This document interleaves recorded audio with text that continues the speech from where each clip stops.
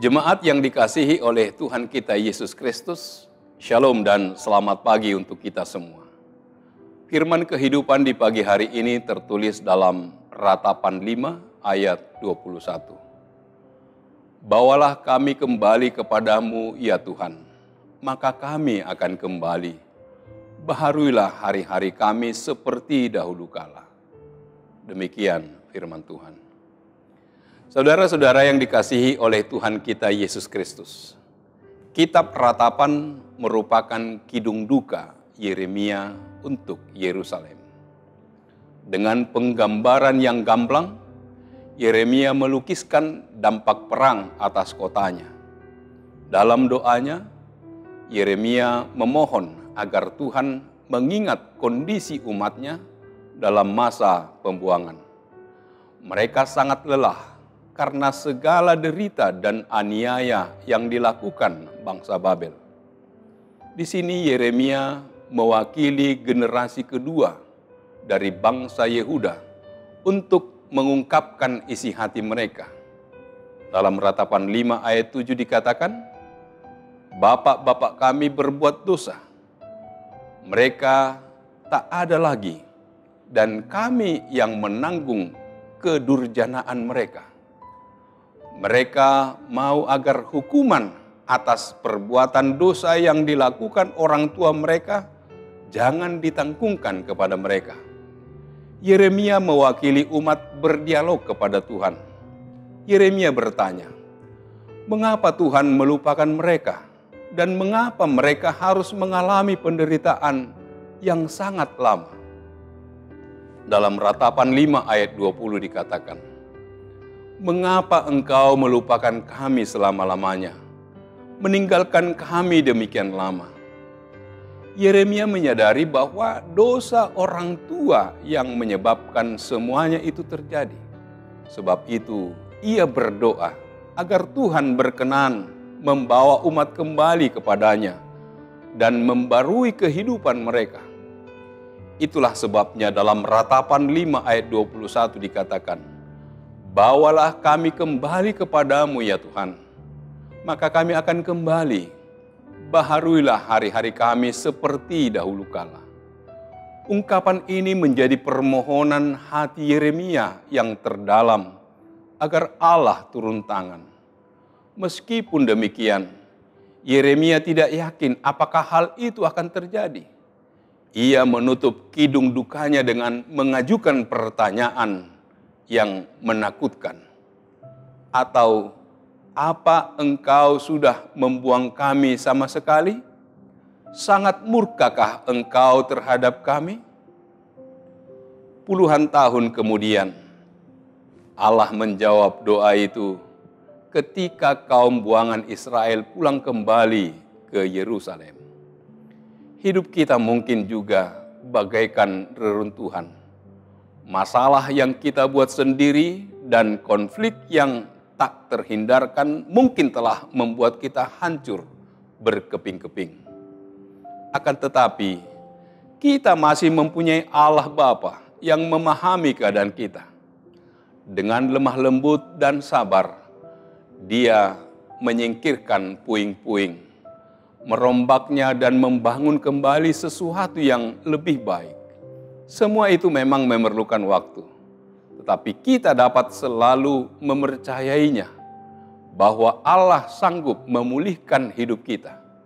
Di dalam segala situasi yang kita hadapi, masih ada orang-orang yang takut akan Tuhan di tengah kemerosotan moral dan penderitaan yang kita alami. Mereka memelihara kesetiaan iman kepada Tuhan. Mereka mendidik anak-anaknya dalam iman.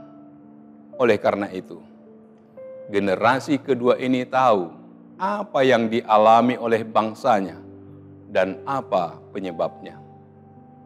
Mereka berefleksi dan berdialog dengan Tuhan.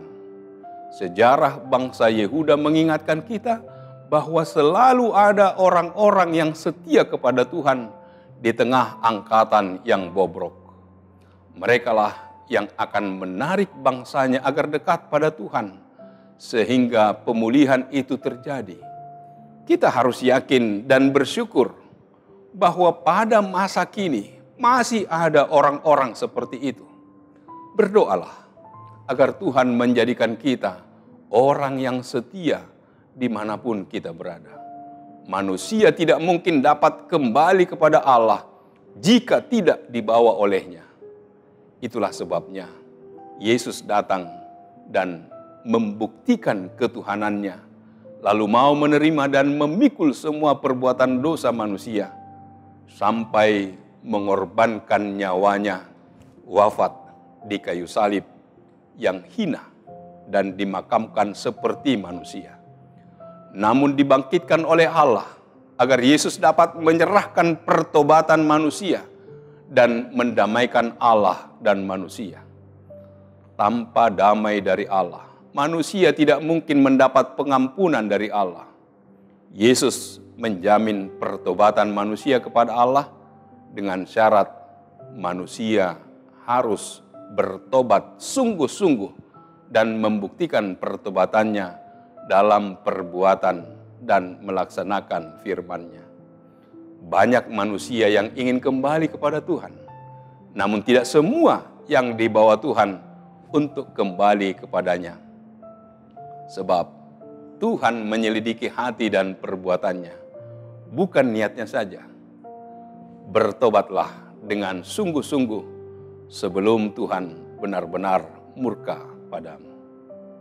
Amin. Marilah kita berdoa. Allah Bapa di surga, terima kasih Tuhan atas sapaan firman-Mu kepada kami yang mengingatkan kami atas keberdosaan kami, atas kehidupan yang tidak berkenan di hadapan-Mu. Generasi yang tetap percaya dan takut akan Tuhan senantiasa memohon agar generasi yang sudah bobrok kembali kepada Tuhan, dan Tuhan akan membaharui hari-hari kami seperti dahulu. Sebab bersama dengan Tuhan kami akan dikuatkan dan dimampukan menjalani kehidupan kami. Biarlah melalui ratapan Yeremia kami meratapi segala perbuatan kami yang tidak berkenan di hadapan-Mu.